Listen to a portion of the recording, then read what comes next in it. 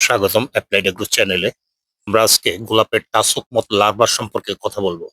একটি টাসক মত বাসে 5 থেকে 10 দিন সময় এরা যে ডিম পারে তা 5 থেকে 10 দিনে হ্যাস হয়। ডিম থেকে যে লার্ভা বের হয় এটাই ক্ষতিকর। লার্ভাটাই কাটারপিলার যারা 2 থেকে 4 সপ্তাহ গাছের ক্ষতি করে থাকে। এদের জীবন শুরু হয় ডিম থেকে, যা খুব নিঃশব্দে পাতার নিচে বা কুড়ির গায়ে লুকিয়ে থাকে, চোখে পড়ে না, বিপদ বোঝাও যায় না।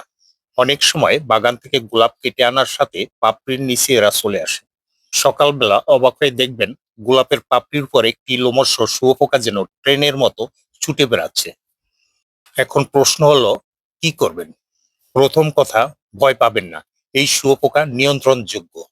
যদি এক বা দুটি দেখা যায়, হাত না লাগিয়ে চিমটি বা গ্লাভস ব্যবহার করে সেগুলো সরিয়ে ফেলুন। ফুল বা কুড়ি খুব বেশি আক্রান্ত হলে সেটা কেটে আলাদা করে ফেলাই সবচেয়ে নিরাপদ। বাগানে নিয়মিত নজর দিন, বিশেষ করে সন্ধ্যা ও ভোরবেলা, কারণ এই সময় শুঁয়োপোকা বেশি সক্রিয় থাকে। বৈজ্ঞানিকভাবে সবচেয়ে নিরাপদ দমন পদ্ধতি হলো নিম অয়েল স্প্রে। এটা শুঁয়োপোকার খাবার গ্রহণ বন্ধ করে দেয়, কিন্তু উপকারী পোকার ক্ষতি করে না।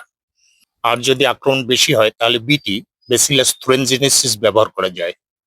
এটি শুধু শুঁয়োপোকারই টার্গেট করে, মানুষ, পোষা প্রাণী বা গাছের জন্য নিরাপদ। সবচেয়ে গুরুত্বপূর্ণ হলো ক্লিন কালচার।